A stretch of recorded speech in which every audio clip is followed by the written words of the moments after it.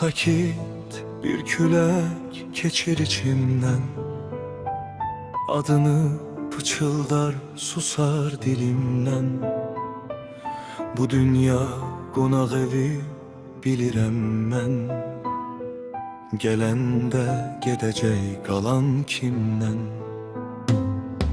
Məni ölümünlə qorxutma həyat, 5 günlük dünyaya qonaq adamam. Pulunla sevginlə aldatma məni, müvəqqəti şeydən uzaq adamam. Üzdən gülənlərin xətrinə dəymə, hərənin bir dərdi, üzüntüsü var. Bəxtəvər sandığın o insanların gözündə ayrılıq görüntüsü var. Bu dünya yalan, bu dünya fanı. Kim qaldı axı bu viranədə?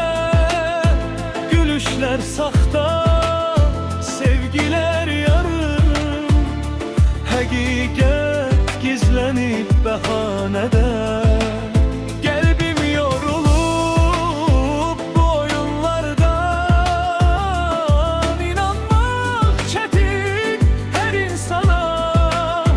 Biraz sevgi ver, biraz da mərhəmət, qurtaraq bu boş yalan dünyadan.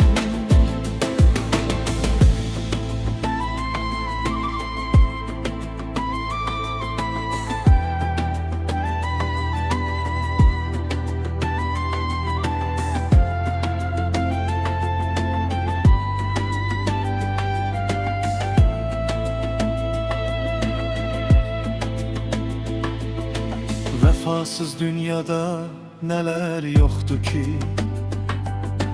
qırılan qəlblərin məzarı da var. Saxtakar, vicdansız müştərilərlə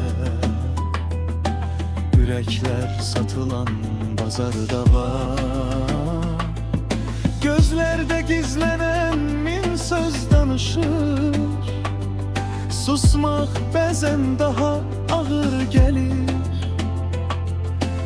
İnsan öz içində itir bir gün, tapmaq istədiyi özü olur bilir.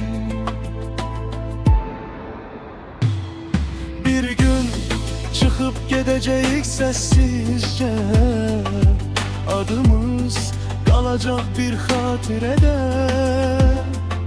Nə pul, nə şöhrət gələcək bizimlə, sevgi qalacaq tək bir ürəkdə.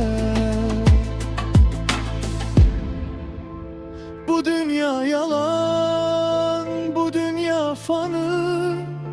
Kim qaldı axı bu viranədə?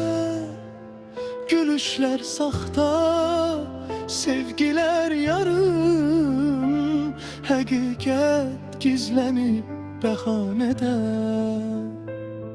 Məni aldatma ey keçici həyat, mən yolçuyam bu da küçələrdə.